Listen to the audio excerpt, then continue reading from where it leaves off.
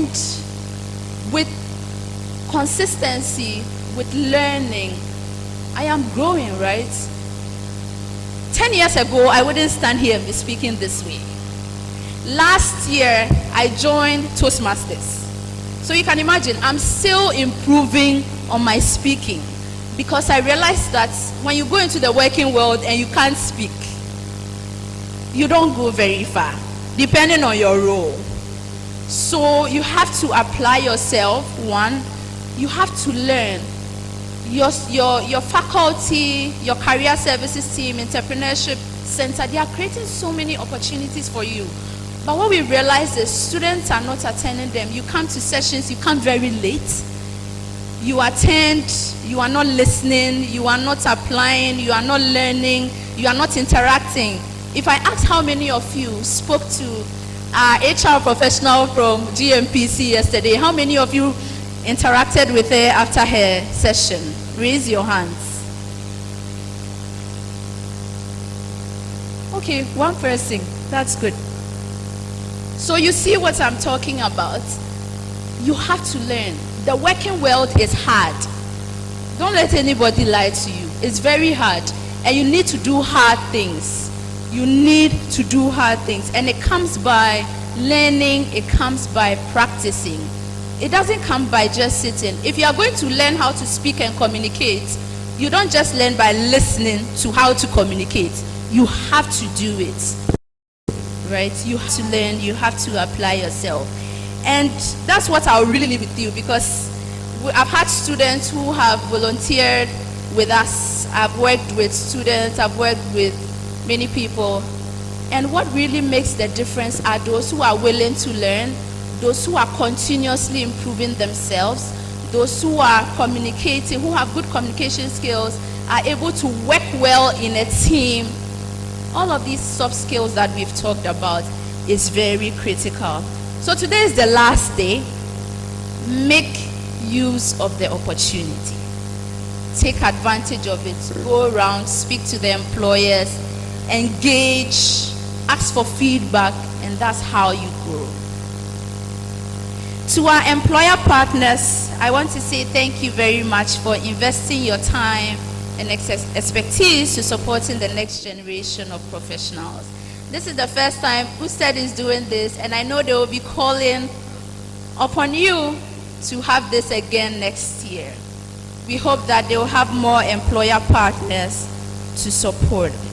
Another thing that I would like to mention that the Education Collaborative is going to be doing in the coming year is engaging more employers, policymakers, and governments. So there's going to be, hopefully, an employer forum in Ghana, and the institutions are going to be reaching out to you. This is going to be institutions-led. So all our network members, UCC is a network member at the Education Collaborative. We have University of Ghana, and other tech is also engaged as well. And they would be working together to bring all the employers together, because GMPC doesn't recruit from just Usted, right? They recruit from different universities. And if they are in the same room, they can share, connect, and make sure that our institutions are preparing students very well to be globally competitive. Congratulations to Usted for organizing this Career Connect 2026. Our hope and our goal is that in 2027, we will see you organizing one again, and this time with very little support from the Education Collaborative. Thank you very much. I will be handing it over to Selassie to share a bit more about her engagements and also to speak to the students. Thank you. Grace, thank you very much. Good morning to everyone here, all protocol observed. It's an honor to be here. Again, very well done to Usted for organizing your first career fair. It's been an honor for me to be the mentor for Usted, working closely with Dr. Lydia Techi and her team. You've been great mentees. Well done. Great. So to our students, firstly, let me just tell you a little bit about what I do. So I work in the Career Services Department at Ashesi University, and my role is mainly to support young people in the university upskill. By upskilling, we are helping them with all the soft skills that they need. We are helping them engage with industry so that that student is graduating being a well-rounded student. You do not only know your books. You are not only getting your first class or second upper, but you are going out ready for industry, confident, and even if it's your own business that you are going to be running, you know that you will be working with people. So you still need all of these soft skills. So I work very closely with the students and also very closely with industry. My role mainly is to go out and look for those companies to engage with you students, engage with faculty, and network with them. So hopefully that's some of the learnings that I've imparted on Usted. So this morning or today, what we need you all to do, very much like what Grace has shared, is to engage. Students, can you promise me that you'll be engaging? And you'll be engaging with who?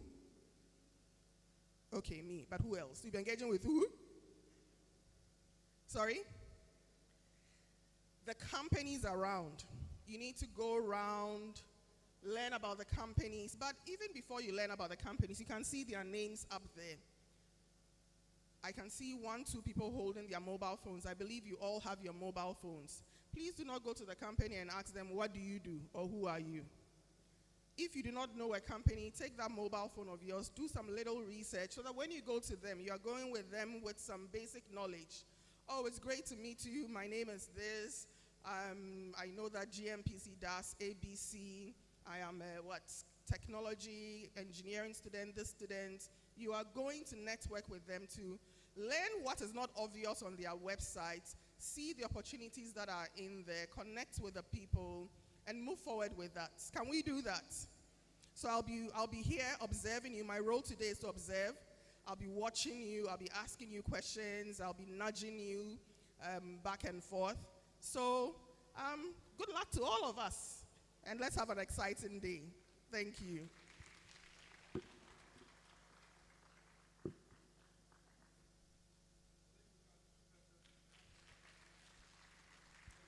So much. Thank you, Selassie and Grace.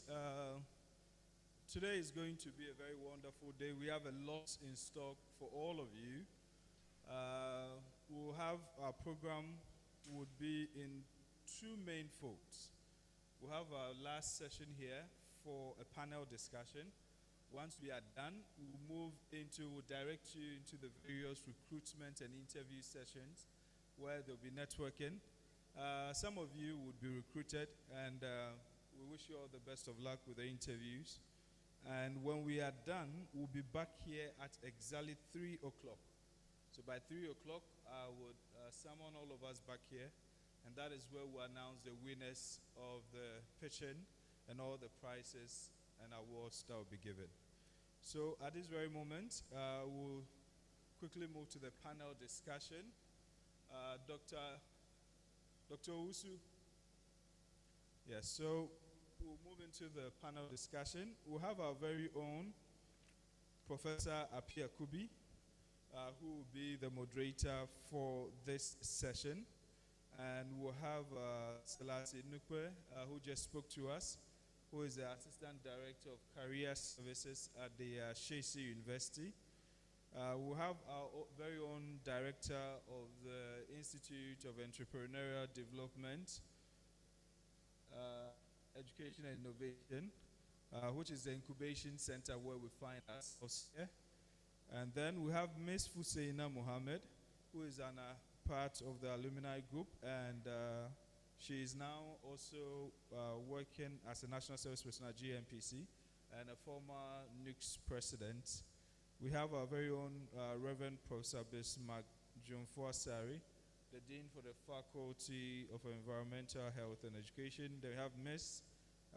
Mary O'Day, who is the HR for Diaswood Ghana Company Limited. So at this very moment, Professor Pia Kubi and team, let's is left with one. And I need help with this.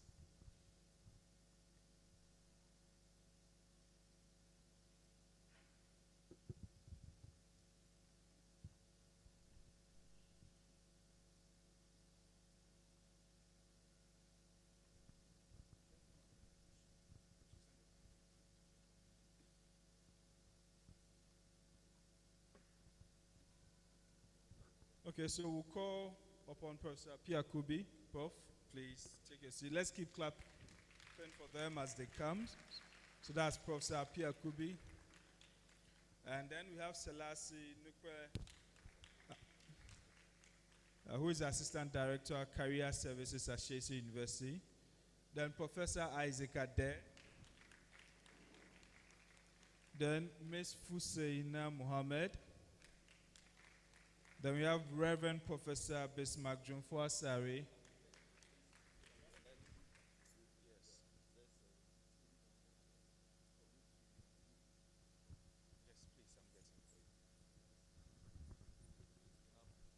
Okay, please sit.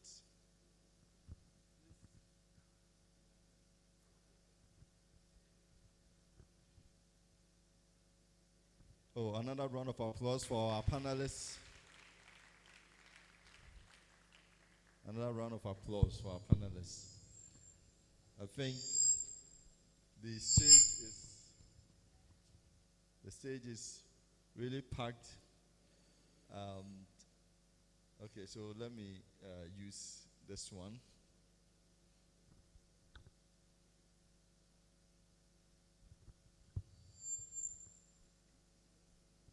And I must say we are privileged.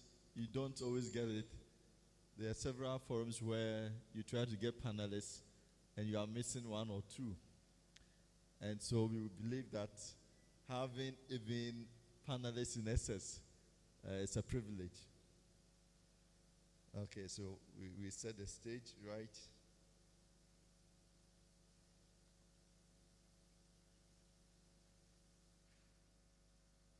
Thank you. Another round of applause for our panelists.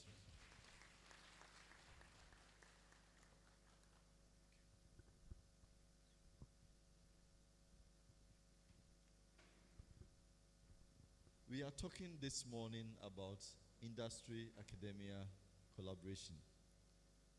And we are all very much aware of this. There's a lot of noise in the air.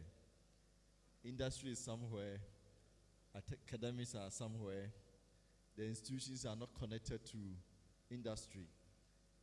And students graduate, they don't have enough practical skills. Industry finds challenge employing them. The university sits on its own, and the industry works on its own. We want to dissect the issues. And so I want to crave your indulgence. Let's follow through the discussions as we try to understand from this perspective. First and foremost, I want to get to Selassie because she's been working at the Career Services Directorate and so has engaged a lot of students and industry. What do you think is a real challenge when it comes to academic and industry? Why don't we find this collaboration strong enough so that we could say that, oh, for industry and academics, they are really working close together? It's always a challenge. I want to know your impression from your experience so far from your office. Thank you very much. It's an interesting one, and I think from different angles. Fortunately or unfortunately, I'm coming from a background of business development, sales, and marketing. So I always think as a salesperson. And from the side of academia, I understand that yes, our duty is to educate the young ones, but I am mindful of the fact that we have different stakeholders, and we have to make sure that we are meeting all our various stakeholders at the point where they are.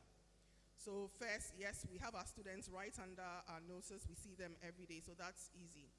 However, industry is not that close to us, and it is our duty and our mandate as academia as whatever business development you have within the organization. And for my institution, it is the Career Services Department. It is our duty to step out there to look for industry. Look for them to let them know that we exist, this is what we do, this is what we hope to achieve with our young people, and that we need them on board to work closely with them. Per the institution that I work with, we work with industry on various angles. So it is not only going to them to say that we are looking for roles, internships for our students, but we're starting from the very top. Whether it is with the curriculum design, we are ensuring that we are partnering with the leads in the various industries. If it is engineering, the leads in the industry to help us design the curriculum to fit what is needed in the industry in this current day and age, or even what we expect to happen tomorrow.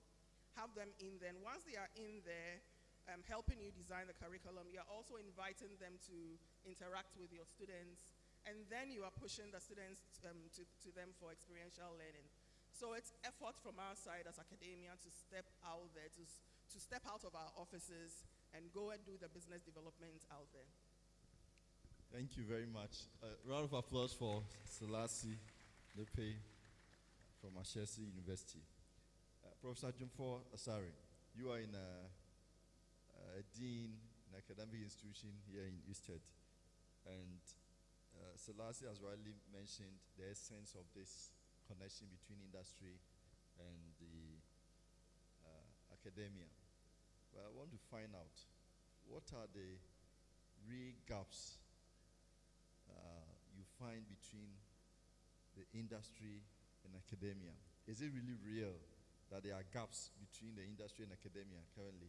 And what are some of these gaps that exist between industry and academia? Thank you, Professor Moderator. I think she even mentioned one of them. One of them, critical one, is the curricular development. If the development of the curriculum, we do not include industry, then sometimes it itself becomes a gap. Then it's like an afterthought, or it's like after you've done whatever you want to do, you want to engage them. So some of them become a bit relaxed or reluctant to get on board. And then the other challenge, gap, is also, like she mentioned, resources. Sometimes, depending on the location, typically, maybe those of us who are in Asantema, as an example, where the industries may largely be maybe in Accra. If you're fortunate, you can get some in Kumasi. It becomes a big issue. And then the other thing I want to add is also when there's not proper coordination. If it has to be every department trying to run around, sometimes there is like duplication of effort. The industries become fatigued. And they set in, it's like the same company or industry or setup, you have the same institution, several people coming at the same time. Then it's like it's not coordinated. So probably like she rightly said, we also have a liaison officer, industrial liaison officer here, similar to that of what they have, probably. But what we just also need to look at is resource, such department, restructure, and also look at their holistic service to every department. Not like every department or faculty will have to go. Even though we have that role in our statutes, for instance, that we are supposed to have a committee of industry and academia. But it's also cumbersome getting the industry to come for meetings. And fortunately now we have even virtual to do that. But it's not easy to get such industries. So I think on this, I would say resource is one, coordination is one. But we can also capitalize on the use of what we call adjunct faculty members from industry, which is done elsewhere, maybe like engineering. We can have somebody with an experience, with a requisite, at least a bit of academic background, that can support the faculty or the department in running their programs. Right. So, thank you. Thank you very much. Oh, you can give it to Professor Jumfo. But before I come to our industry people, Hussein and then Mary, I want to go to Professor Ade. Based on these gaps identified.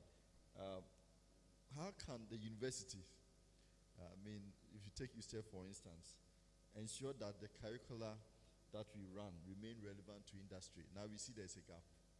It's a real challenge, and it's necessary. So how can we ensure that the curricula we run here really remain relevant to industry? Before I come to the industry players themselves. Thank you, Prof. Chair. We have to trace the history of public universities in Ghana and their vision. A public university in Ghana was first established as the Prince of Wales College, and it transformed into University of Ghana. That was in 1927. It was established as a non-profit entity. And public universities in Ghana are still run as non-profit entities. Industries are for profit.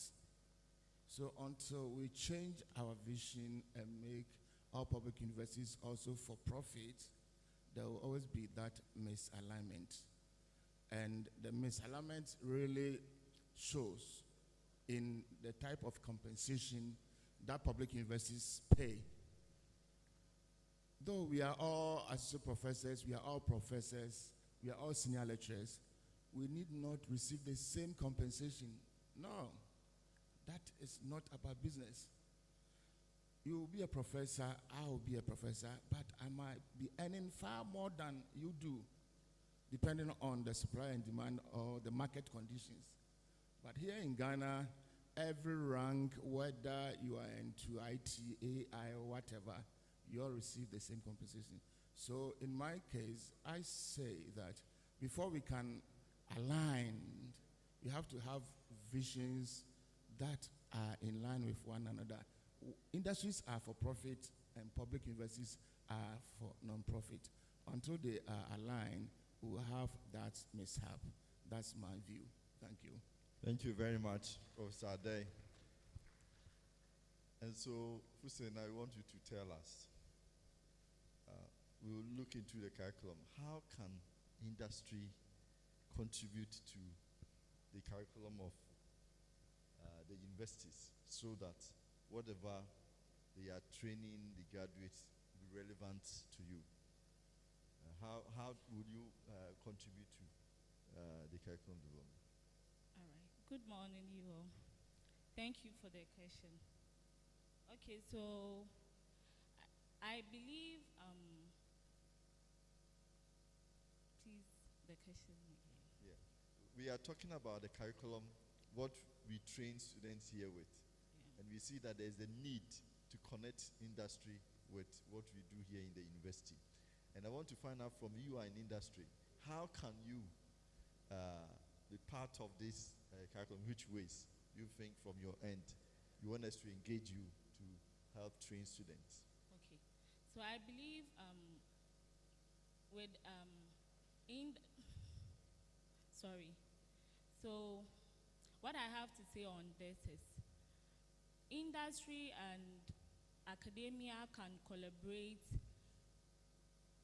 when industries are being added to their curriculum review. Whenever they are to review their curriculum, they should consult industries so that they will know their mission and vision of, what they do at the corporation or at the company.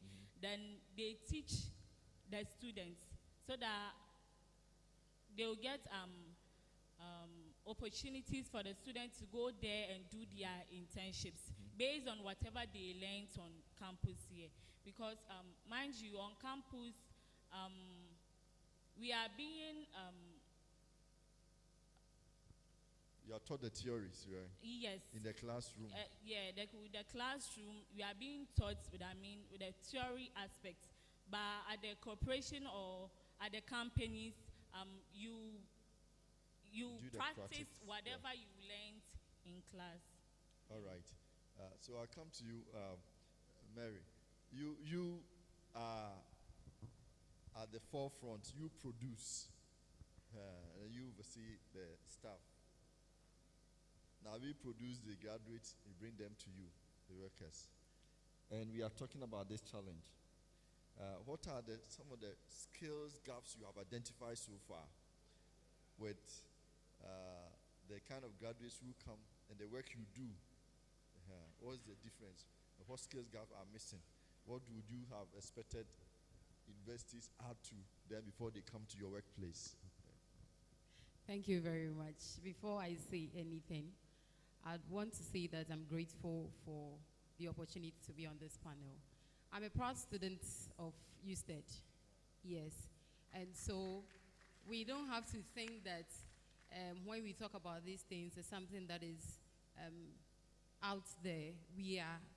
Usted is doing so well because I've been here for my first degree and here still for my second degree. So Usted is the right place to be.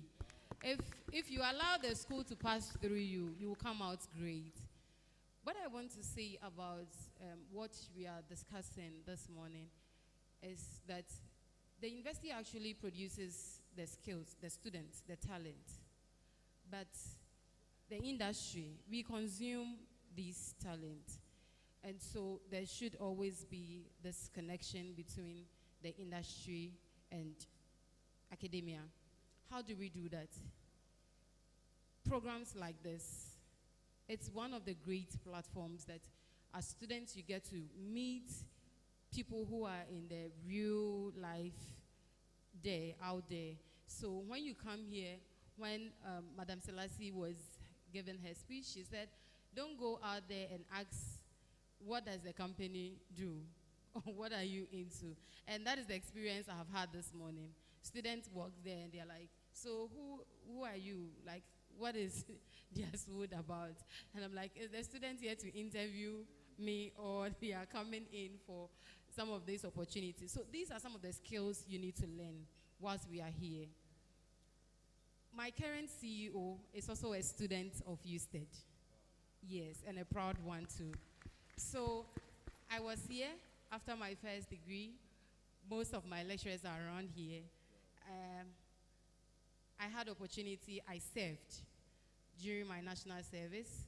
And then from there, I did an extra 1 year on campus. And I learned a lot. The lecturers are well endowed. They have great skills. And I'm proud to say that Dr. Veronica Dubrobe has really prepared me to go out there as an HR. So we should take opportunities like this, attend some of these career fairs, internships, and attachments. I think that students think that attachment and internship is kind of a punishment to them one way or the other. But those are the times that you get to learn from the field. Because here you are told that as a worker, when you go out there, dress well, speak like this. But when you get to the grounds, learning comes in there. You know that there is actually a disconnect between what you have in the classroom alone and what is out there. So students should take advantage of all these kind of programs. Connect Fair is not for the lecturers. It's not for any other person. It is for us. You come, you learn. How do I communicate? How do I even put myself out there? Professor Koto said you should have a very brief statement about yourself. When you meet that employer, what do you want the employer to know? And he said, do it and put it on your YouTube channel. As it sounded like it's a punishment, but that is where we all get the opportunity from. And then when you are in the classrooms too, there are people who are there who are in the industry already. They have the connections already. So I mentioned that my CEO is a proud student here. When I was serving under Dr. Veronica Dubrobe, I taught him in the classroom as a teaching assistant. And the way I was able to carry the whole thing, he was like, wow, madam, I need you in my company. And here I go today as the HR. Wow. So it's such an example. The way she did things, somebody said, I need you in my company. And that's why we are here. Bringing industry to our doorstep, interacting with them. Someone can spot you and say, the way you do your things, I need you in my company. That's good. We are grateful to the university and the organizers for bringing us together. But I want to come back to the professors. Professor Jumfo, sorry. What do you think are the incentives that can cause academics, to encourage academics to get to industry, engage them more for industry collaboration?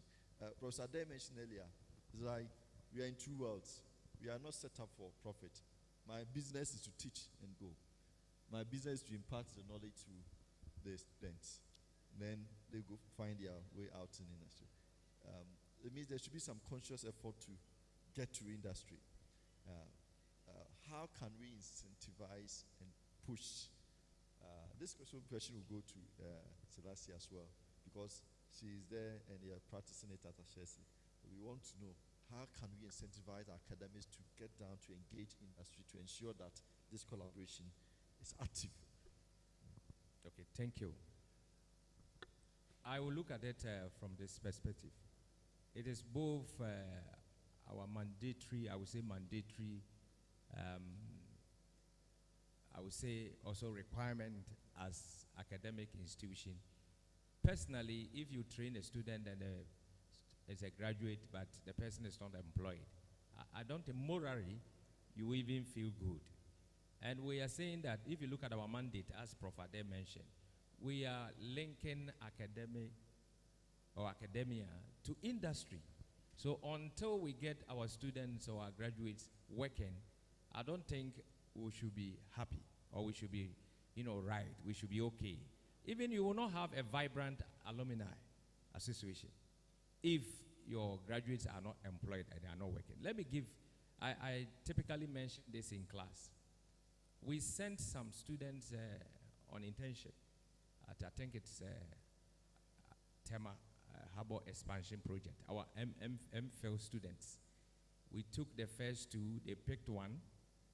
Even they had not, the guys, I hope it's not captured. Like, they are supposed to come and finish their project work. Now the industry has absorbed them that they are not even coming back. Wow. We took another 5, and then they picked another 1.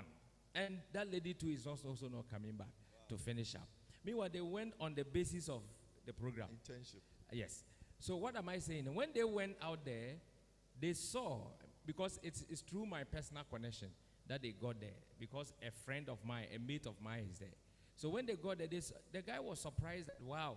So we, Usted, we have such, kind of great students, and we are far off, because I not invited him usually to come in, but he said the distance there, unless maybe we can get a direct flight from Accra to Mampong. And I said that is not possible. But when he saw our students, he had just picked them, and I sent him a message that we need our student to come and finish. So for me, I took, pride in that. I was more motivated, and I was looking for even opportunity to send our the graduate. So for me, per our mandate, we are supposed, until the students get job or get, enrolled or employed, our job is not yet done, because we will not morally, we will not even feel right. And then for us, we are always looking for, recently I went to KNUST, let me use an example, and I went Levan Hall. The whole place is refurbished. Computer screens here and there. The hall or the conference room has been uplifted, and I checked, it is vacuum. Yeah. Where is Vaco? Vaco is dominated by the alumni of KNUST. Yeah. Likewise, if as an academic institution, we are able to get that done, I'm sure most of our issue challenges, even as one of our panelists mentioned, she is an alumnus from here. So for me, until the work is done, or until they get job, our mandate is not yet completed, and we have also the moral obligation, which should be our motivation. Thank you. Thank you very much. Very spot on. So beyond our mandate, and if you care to know, Usted's mandate, the 4 of them, one is mandatory for us to link up with industry, community.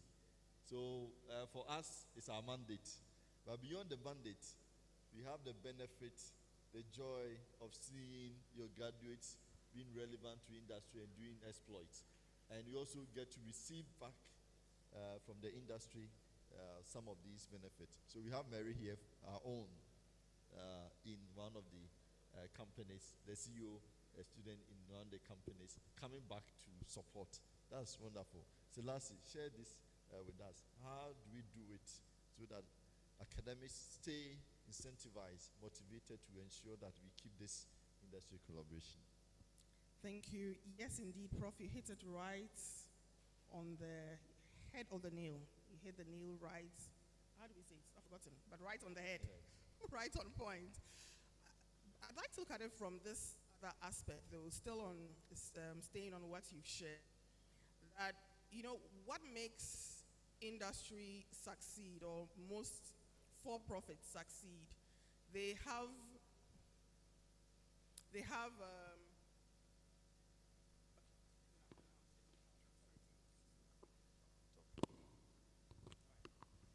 most organizations have some mandate or some bottom line that they need to achieve. They need to make their profits at the end of the year. HR needs to do this. Department Y has to do that. And it should be the same for us in academia. Yes, the mandate has been written, but how are we monitoring that is actually being done? How are we assessing faculty or staff at the end of 6 months, at the end of 1 year, that they are actually achieving what they said they will? So I think we need to make our key performance indicators and our targets obvious to everyone, and we need to work towards it. It's not punitive, but it's just to kind of guide all of us to know that we said that by the end of 2026, we want to get 10 industry partners. We are in June. What are we doing towards? What have we done so far? Have we visited the companies? What are the problems? How can we get the Pro-Vice Chancellor to go speak on our behalf? When it is measured properly, it's easy to see what direction we are heading or whether we are steering away from what the goal is. So I would say that let us make our targets obvious. And in these targets, I'm talking about connecting with industry, the number of students we are getting out there for internships, for attachments, the number of companies we are bringing into our institutions to speak to our students. Let us put all of those under part of our KPIs and work towards them as academia. Thank you very much, Lassie. Oh, you can give it to Lassie. So our KPIs should encourage us to also achieve, because we need to show up that we are doing what we say we're supposed to do, looking at the enormous benefits it brings with it. So I'm going back to industry, and I will put it in the negative. The barriers that's also preventing you from reaching out to academia. Because you know that what we teach is essential and is relevant to your success as well. Because you need the workers, you need the graduates. So what is stopping you from also reaching out? Now we see that by way of incentive, we are going to set the KPIs to come. But what about you? What are the barriers that prevent you from reaching out to and partner with universities? If you know it's essential, Professor Ade, please give to. Thank you, Prof. I think the major thing it had to do with communication. How the academia, let me say the university, is able to communicate back to the industry. We are ready, and we are always willing to invest in programs like this, because today's investment is guaranteeing our future talent that we would also reap from here. So the communication, I think the university community should have it as part of their KPI, like Madam said rightfully, and give the industries a proud notice how beneficial they think the whole program is going to be. So when I take this program, for instance, when Dr. Lydia Techi called me and said, my HR, she happens to be my mom too, so we need you to come and support a program like this. I was like, Mommy, it's really good, and I think that we will come. But next time, the information should come earlier so that we can prepare better and then come in full. So the communication is really important to us. We have a lot doing there. We are kind of crippled, but then we need people to also work with us. And then, again, the students should also be, as part of their theoretical training, they should also be made to understand that it doesn't just happen a day that you get to the industry and you want to climb to the top. You have to pick it from somewhere. So my honorable lecturers, I know, they are very good. So they one way or the other prepare the students' mind towards coming into the world of life. So when they are coming out there, they should be ready to learn. Be open. We all don't know it all. So you know that people are there already. They are already in the system working. You bring out your theoretical knowledge. People have the practical knowledge. So you learn. You submit yourself. You engage with the right people. And I think together we can make a very good connection. All right. Thank you very much. So you rightly mentioned communication. I think timely communication, engaging is a key. Selassie, we want to add something to it, please. Thank you. The onus does not only lie on academia, faculty, staff, and industry, but a very important part lies on you, students. Your future, your life, your career is in your own hands, not in the hands of we who sit here. We are here to support, we'll do what we can, but whether you will succeed or not depends on what you do. So yes, we are talking about this. Remember at the back of your mind that there are hundreds of other universities in Ghana. How many students does KNUST alone graduate in a year? How many does University of Ghana, Usted, graduate in a year? And all of you are going to be competing for those few corporates and industry out there. So the supply exceeds far more than the companies really demand of you. So what are you going to do to make yourself unique, to make yourself stand out, to make that HR person remember that, oh, I met this gentleman last week, and where is he? Where's his CV? We must look for him. So the work lies on you, and you must do it to succeed. Thank you very much. Professor Ade, after Professor Ade, I would now want to give the audience the opportunity to also interact with the panel. So get your questions ready, especially the students. We want to hear from you. Based on what they have shared, the opportunities are there, industry is ready, academia is ready. How do we take advantage of this? Get your questions ready. But Professor Ade, we see that another aspect of this whole industry academic collaboration is entrepreneurship. Because we are talking industry, academia, but the industries are set up by entrepreneurs. And the industry cannot absorb the thousands of students that are coming out. So there should be still collaboration between academics and industry. But how do we and how can academic industry work together to nurture this entrepreneurship among students? And you are the director for the Institute for Entrepreneurship Development. Thank you, Chair.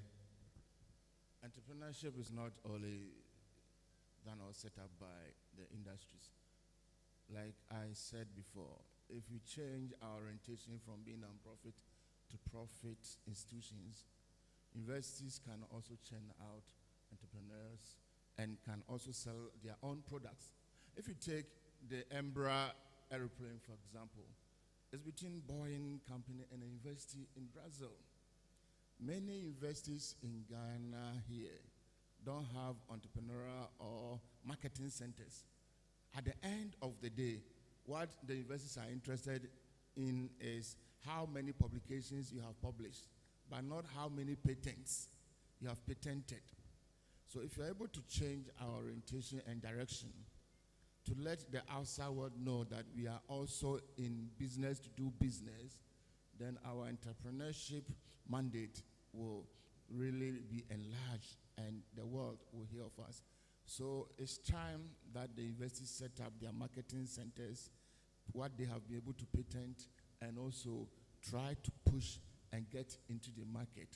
Unfortunately, our industry academia collaboration in Ghana has been from the time of Godisberg one-sided. We think sending the students to the industry is what we term as academia and industry collaboration. No, this is because of industrial espionage and the large numbers of universities that have been set up. The industries are overwhelmed. So we now rely mostly on virtual labs, virtual factories, and etc. And universities develop their own algorithms to come out with their own products. And they even tell them to the industries to sell it to them that this is what you have developed. Are you able to partner us or so on? But that's not being done in Ghana. It's always like taking your students to industry for industry training. No. So it's time we change our orientation and be business focused and be profit minded. Thank you. Thank you very much. Professor Jumfo will add one or two. So before I take the panel's final comments after I will take your questions, Professor Jumfo. Okay. Thank you, moderator. I think it's good, the submission that Prof. Ade made, the director. And I think he can, as the director of the center, can also support with that initiative. Maybe create a department, because the university is mandated by, we have the University Act by Parliament, and it's a public institution. And for it to become run on a profit basis, it may never, for now, in a foreseeable future, we may not see it. But as an institution, we can, as part of the center, maybe we can have and copyright unit or department or whatever, and then we work in collaboration with even the graduate school, that does intensive research, so that certain, innovation, product, even what we have, this career fair, could all be taken up by that unit or that department, so that those, knowledge or innovation that need to be patented, that specialized department or unit within the university can take it up. I don't think that one, the Act frowns on that. The Act still gives room probably for us to look at what can be considered as a copyright, what can be also be taken for a patent and all that. So that is what I just wanted to add. Thank you very much, Prof. And already for Usted, with our innovation center here, we can have startups and also begin to commercialize most of the researches and ideas, innovations that we have. Thank you very much. Another round of applause for the panel. And now, one or two questions, contributions from the audience, students especially. If you have any question, you can just raise your hand. Okay. I have one, and then who else is ready to? Okay, another one. Can I have a balanced agenda? A female also add up and make. Is there another hand in the corner? Wow, that's it. Please, can you rise and then quickly we hand over a microphone to get these questions. Yeah, rise to your feet. Come forward. Let's.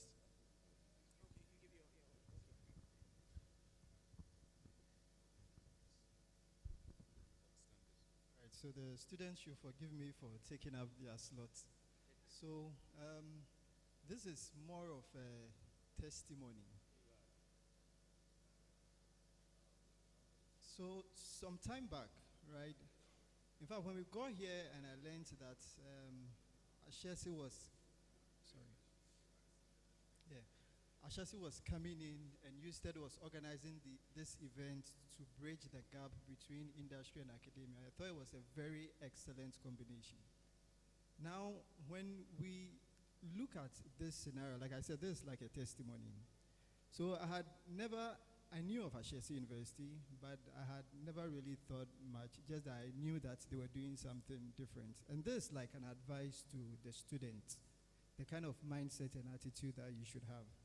So one day I heard there were some students who had come to GMPC that were from Ashasi. So I called one guy in. He didn't know this was coming. I called him, I sat him behind my desk, started grilling him, asking him questions, 1, 2, 3, follow up, like about 1 hour session with him, back-to-back questions. By the time I was done with the young guy, I knew what the vision and mission of Ashesi was. And I never asked him that all through the questioning. So that's the kind of attitude, that's the kind of fortitude that I think the student should have. I knew exactly what the founder of Ashesi was trying to do. So after the guy left, I went back to my PC, and for the first time, I logged on to Ashesi's website, and it was there.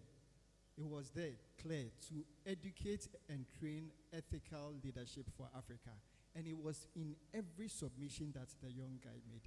So I think for the students, this is the kind of attitude that we should have. So the collaboration with Ashesi on this industry, I think, is just the perfect combination, and we want to laud you for that. Thank you.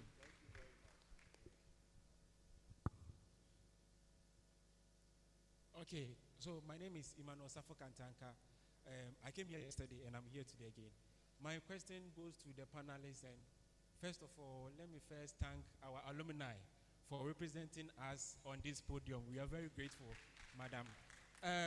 My question is, in terms of internship, I'm a very proud beneficiary of internship all the way from Plant Pool, Jowolo.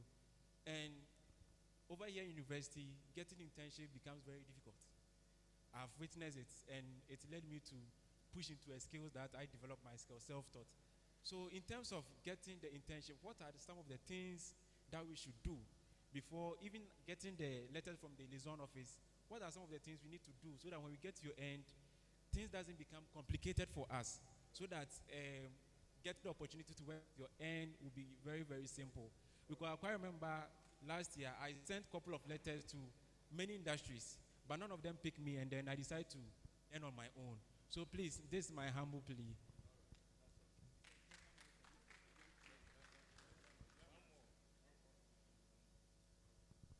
Okay, I'm Lawrence. Right, so the first one is a kind of suggestion.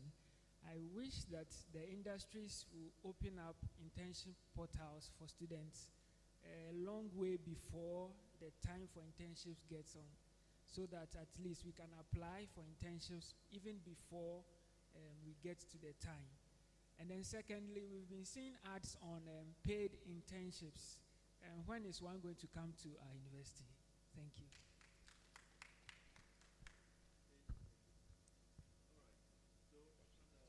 Okay. Okay, just a quick one.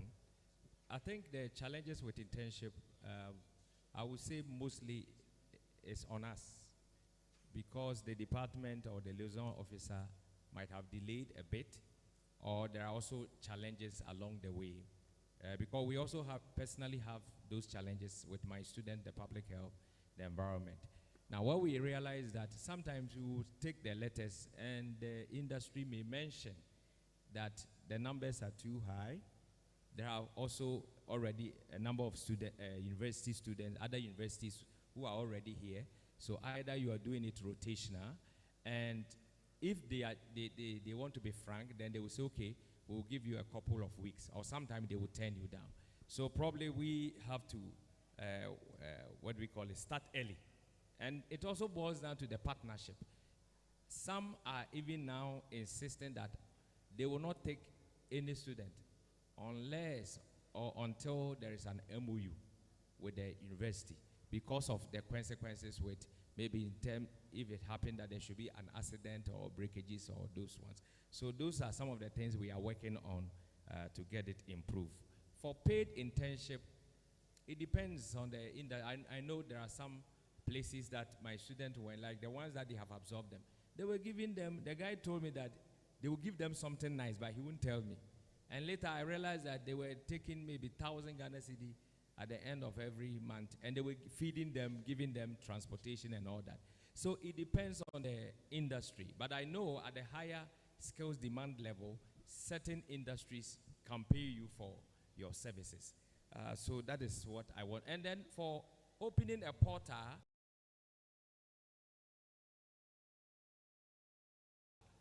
for students is, I think the industries are so desperate to the extent that they will create a portal for internship. It should be from the academia or the university. We should rather chase in the industries for this placement, because they are going to train you, and most of the time, it's at a cost to them, because there's some resources they will have to spend on you. Reagents, if you'll be in the lab like my people, they will. And I remember there are some challenges that we are trying to also resolve. So, thank you. For my colleague from the plant pool, one thing we have to realize, yesterday we were told about them. One, we have to be very honest. Sometimes we fill our CV or whatever with many things that we are nowhere near. You have written on your CV that you are an expert in AutoCAD. Meanwhile, you don't even know how to operate it. And industries and companies are also constrained in Ghana by locations.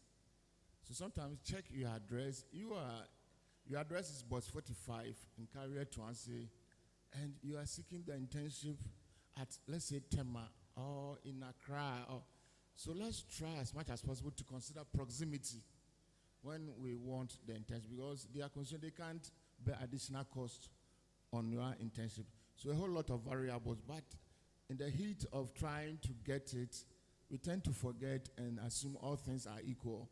But in the real world, all things are not equal. So at any point in time, know the important variables that you have to put in that will influence the decision of the employer or the industry, rather than just adding anything at all. It doesn't help. Thank you. All right, thank you very much. I want to say that student attitudes when they come for internship, it's something that also block other students' opportunity. Because students sometimes think that, oh, I'm just here for internship, I'm not being paid. Why should I do this? Why should I do that? So when you go out there, when you get to the industry, let's set the pace for those who are behind us to also get the opportunity to also learn from the industry. So don't go and put out there any attitude at all. So some industries will say, oh, students from Usted, no, we don't want them here. Why?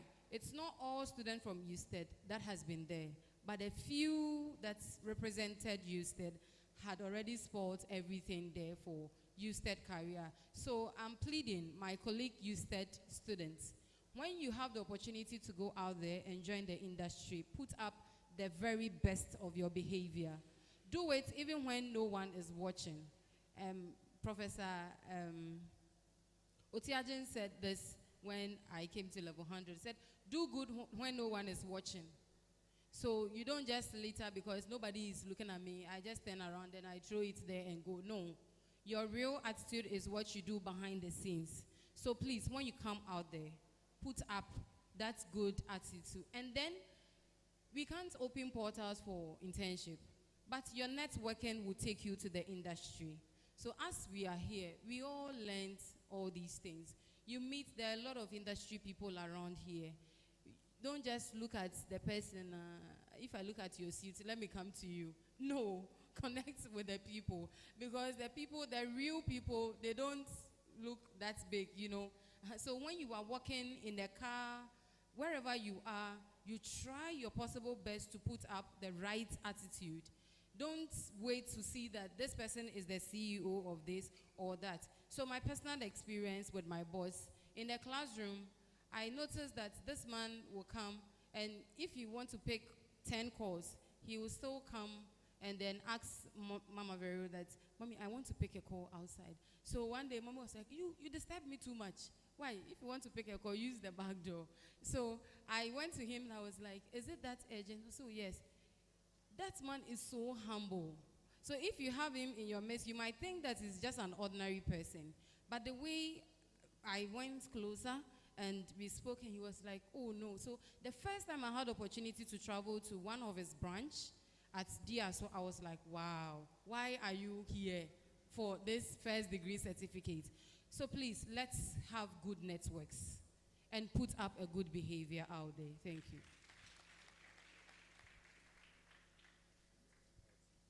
So So please, to add up to what my sister here said, I think this goes to the liaisons officers on our campus.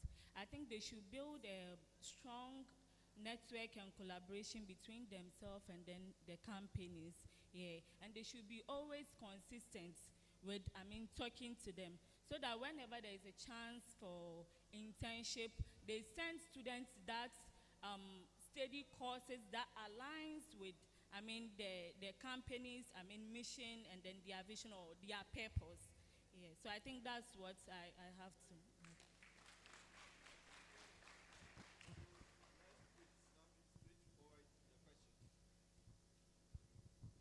Thank you very much for the opportunity. My name is Jamila Alajo, Usted Mampong Campus, Public Health Level 400 students. Please, since this is a Career Connect platform, we will connect with you people after the program. Please, when we call you or chat you, respond to our messages. My question goes to my Muslim sister directly.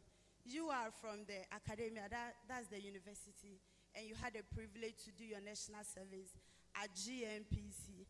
I would like to know how you got there. What are some of the challenges you faced there, and what advice do you have for us? Because some of us will soon go into the national service industry, and we would love to learn. Thank you very much for the opportunity. Thank you for the opportunity. I'm Jude Atanga, reading BSc Electrical and Electronics Engineering Technology Education. My question is, listen from the discussion, I've learned that as a student, you have to do a whole work on your own. You have to explore the industries. You have to do a whole personal work. And now that I'm casing after the A's, the B+, and the B's, fighting for the A's, and with assignment, project work, presentation, and a whole lot. And I even feel like the time is not enough for me. So what do I do? Others do say the certificate is just an A4 sheet, but I don't believe that. It is also important. So what do I do? Thank you. Okay, thank you, dear panelists. My name is Norbert Osuefriye from Usted Mampong, Public Health Disease Control Level 400. We have students who are very skillful in terms of TVET programs, like they are into shoemaking and also even barbering, or they braid hairs. Those people are in our department, especially public health. So I want to ask, how are you going to help those people or phase them out in order to build their careers? Although they are pursuing public health, but they have an additional skills. So how are we going to help them? Thank you.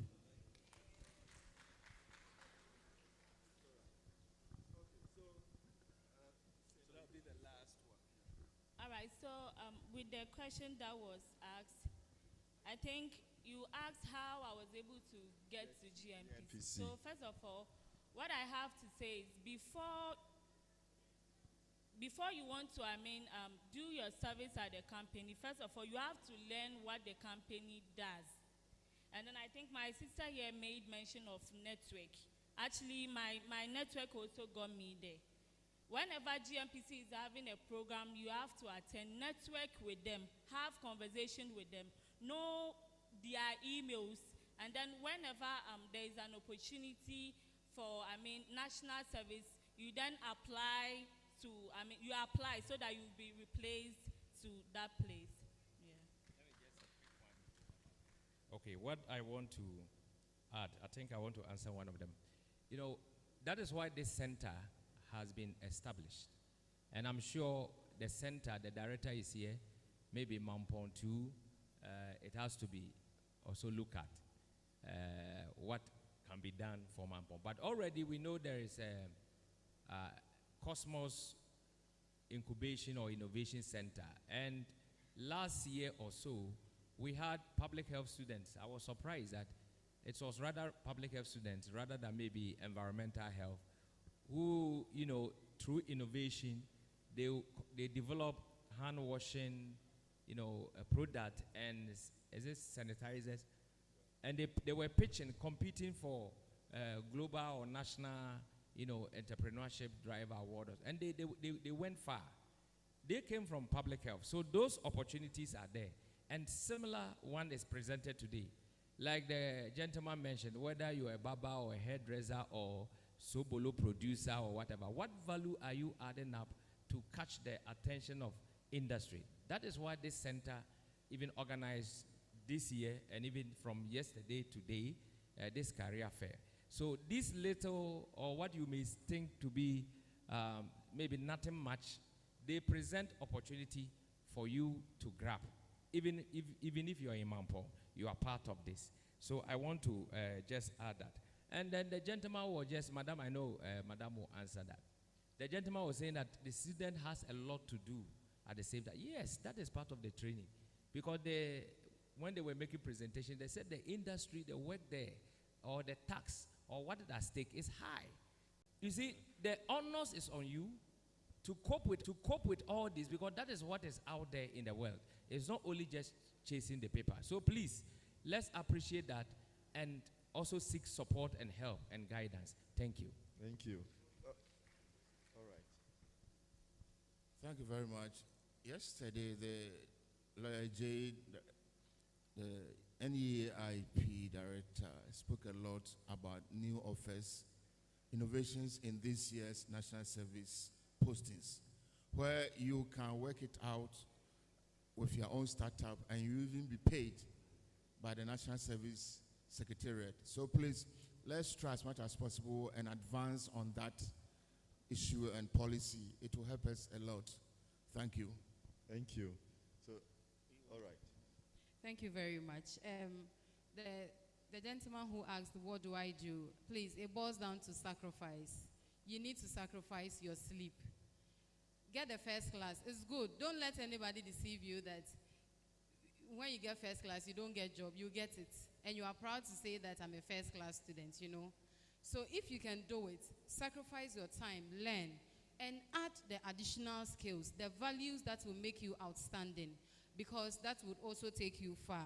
I want to share a personal experience with a colleague who also completed here with regards to people who have personal skills. So there's a former student, Joseph Nakoja.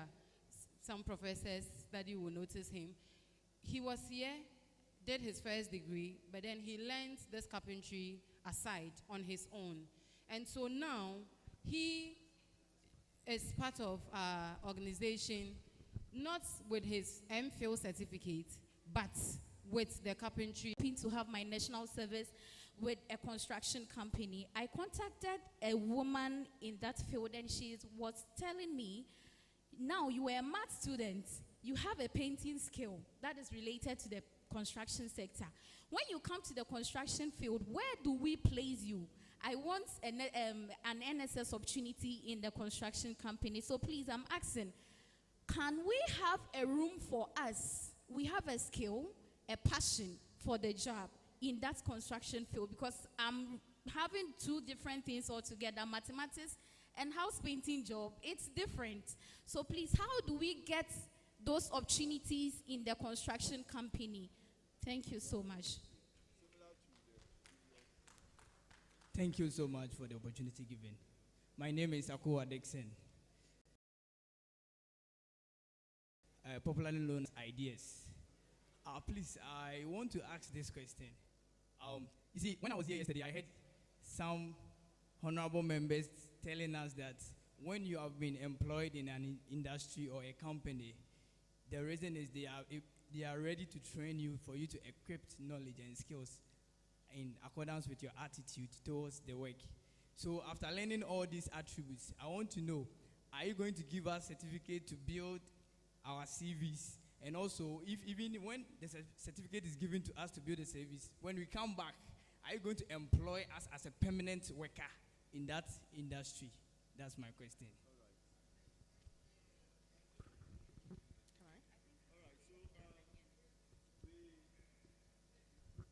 For time's sake, Selassie will speak, and as panelists respond to the last words, they are also giving their concluding remarks. And we call this. So Selassie, you respond and give your concluding remarks. We take it to the end. Thank you very much, Prof, and thank you for all the questions. Rukaya, we talked about this, didn't we? So Rukaya and a group of other students, we had a training session on Monday ahead of Career Fair, Career Connect. And you asked this question. It's good you've asked it here as well so other people can learn for it. And it's similar to the gentleman who talked about barbering, shoemaking. If you look at all the people, the entrepreneurs and everyone who's out there successful, nobody did it for them. They themselves marketed what they have.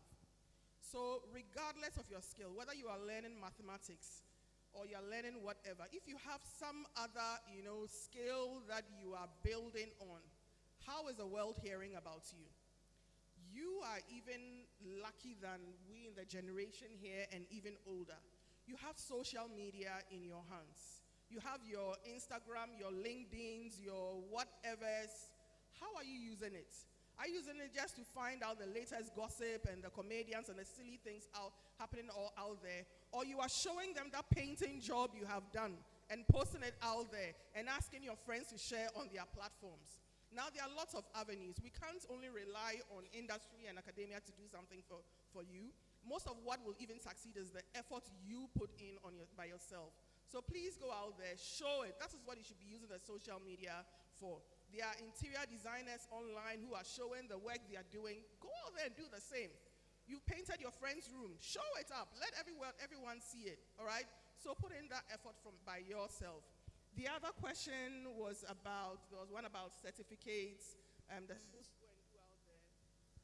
But there was actually one that I'm trying to remember. There was a barber. Before the barber was the A's and the B's.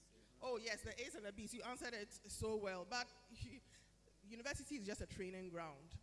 Training ground, only training ground. Though. The real world is when you graduate. The real world, you have your wife to look after. You have your children to look after. You have that deadline your boss is asking you for. Your church or whatever is asking you for. There's different competing, responsibilities. What you are doing here together is child's play. Trust me. So learn how to manage both. It's just training ground. You go out there and you realize that, university taught me well because it is not easy out there. So my closing remarks that I will give is that take advantage of whatever you have here, but know that a lot of it lies on you. That you have the tools out there. Go look for them. Go look for the companies online. Go look for the jobs. Use them. Other students are doing it.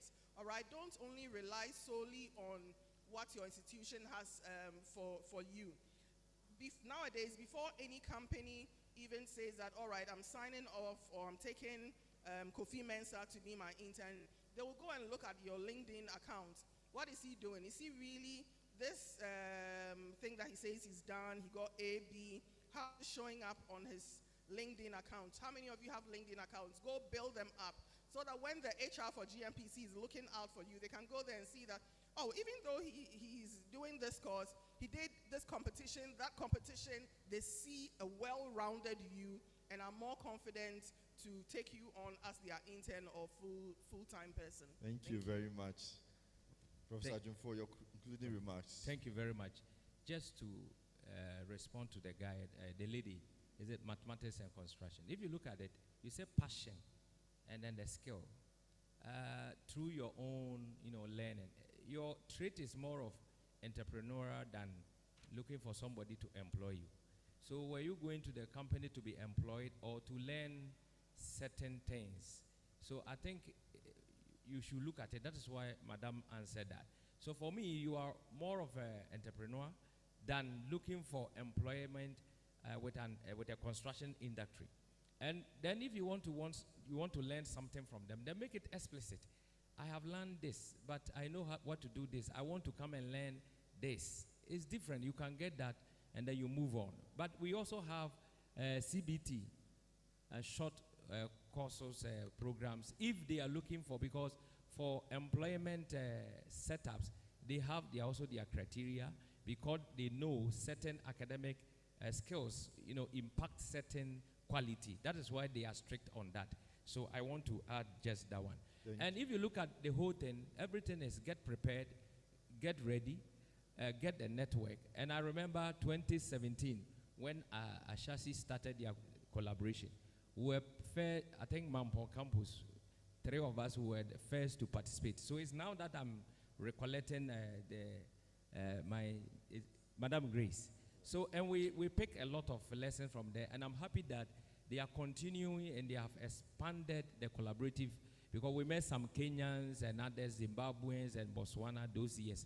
And please, we hope and we believe that they are saying next year it will be limited, but just do hand holding and support us till maybe next 3rd year. Thank you. Behind the scene. All right. Thank you very much, Prof. Listen, now your final remarks. So please, my advice to students here is prepare yourself before you complete school or before you graduate.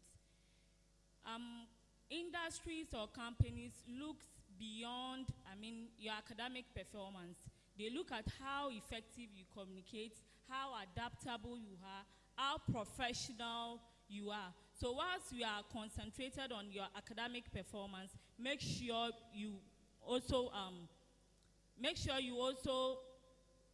work on your professionalism. That's your attitude towards work. Yeah. The soft skills we talk about. Professor Day, your concluding remarks. Well, to my lady, as Selassie has said, please make good use of the social media, the TikTok and what have you. You can post your work on YouTube. You can do some voluntary work, painting an Usted edifice or building or a yard, and then advertise. So please, let's hear more from you on the social media side. You are on the right track. It shall be well. Thank you. Thank you very much. My final words to all of us students is that you are not at the wrong place. Usted is the right place to be. We are proud and we know it's the best.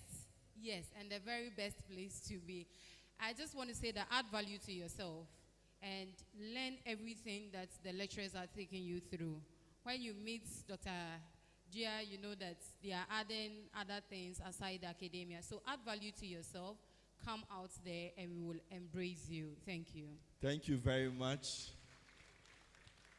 So the audience, your panelists are giving lots of information as we appreciate them. But what I want to say finally to you is learn through volunteering. Volunteering is one of the best ways you can learn. You don't need to be employed to learn. And that is through the intentions. Once you volunteer your time, no company will drive you out when you say, I want to come and volunteer. Don't pay me. I just want to come and learn. Everybody will accept you. And you can learn a lot through volunteering. Thank you. We shall now take a group photo. Please clap for them, clap for them. Thank you so much. And for your information, we have 2 alumni. And they are all my students. I taught them.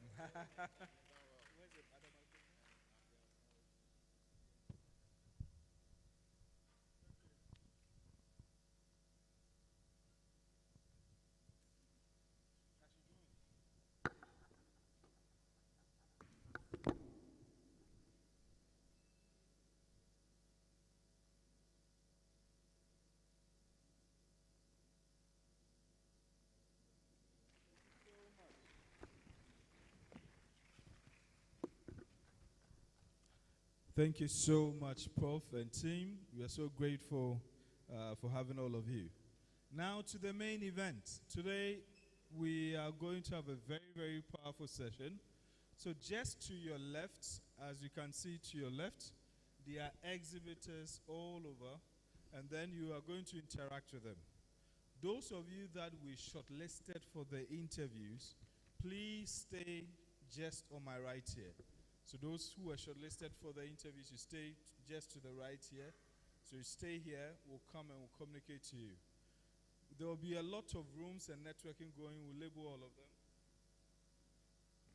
Okay, so those who were shortlisted for the interview and also networking too, you are shortlisted for it. Just be to my right here, we'll talk to you. And then the rest of you just move around to all the places. We will label all of them. You can enter any place, just interact with them, and then ask any question that you want to ask so far. So we'll be here from this till 3 o'clock. We'll be back here at 3. At 3, we'll be giving the awards. So yesterday, the pitching, we had 12 of you that pitched, 6 from Mampong campus and 6 from Kumasi campus. And at 3 o'clock, we'll be getting to know the ultimate winners. The top 5 would all be part of the incubation this center. They'll be here. The top 3 will receive some awards, including cash and other opportunities that they may even travel or have other privileges that will let you know. So thank you so much. So currently what we are going to do is that we have Dr. Usu and Dr. Techi and then Professor Isaac Kade that will do a very quick presentation for us.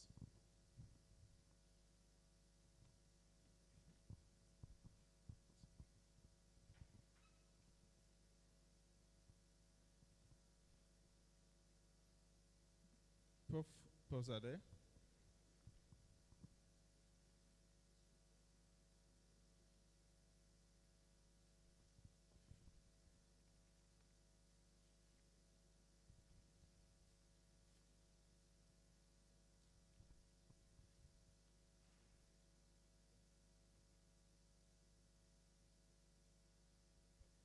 So at this very moment, we'll be calling our very own Grace from Education Collaborative. Please, let's clap for her. She's been with us with Selassie from yesterday, but Selassie will be with us throughout. She has an emergency and she would have to leave us around 2, so by 3 she wouldn't be here. So I want to thank you so much.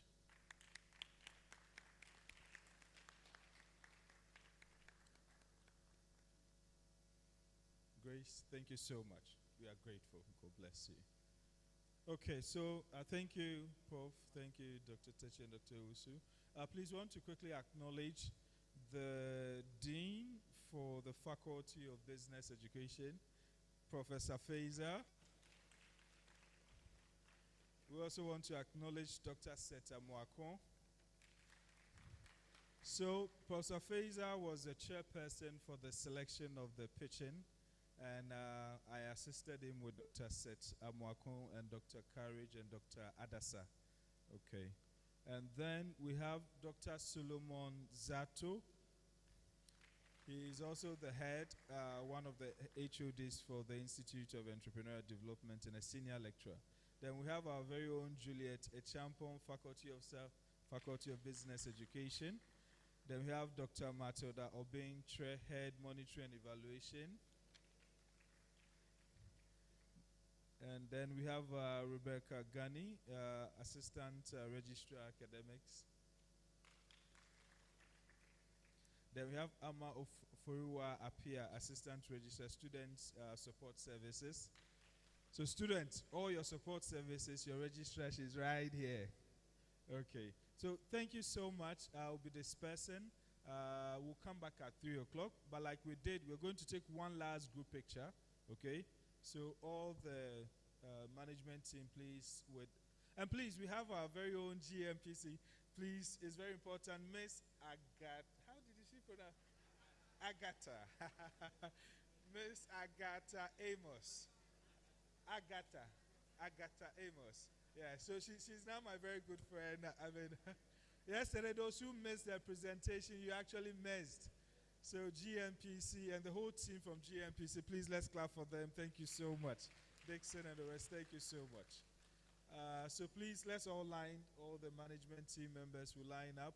And then we'll ask you to all move to the center. As many of you can, come close to the center. We are taking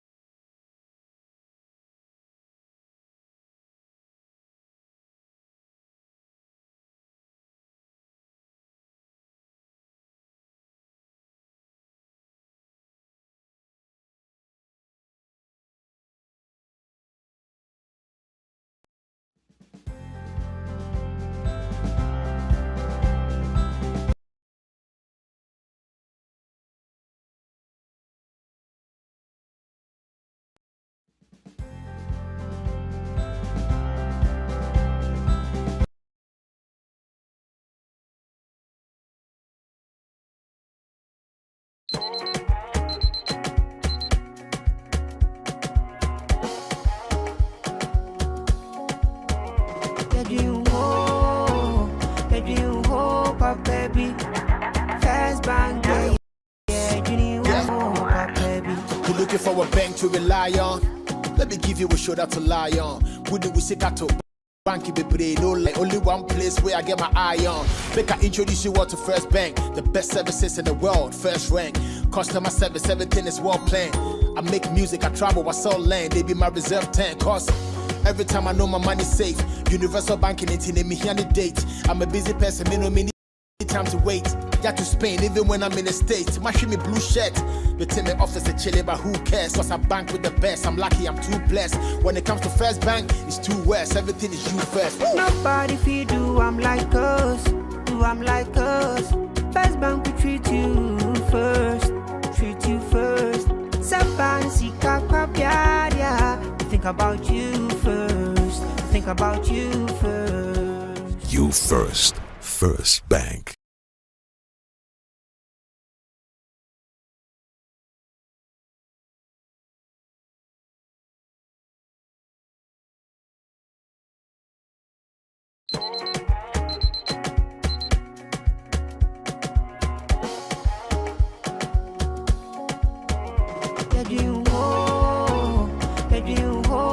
Baby, First Bank, yeah, you need one, baby. You're looking for a bank to rely on. Let me give you a shoulder to lie on. Would we see to bank be no lie.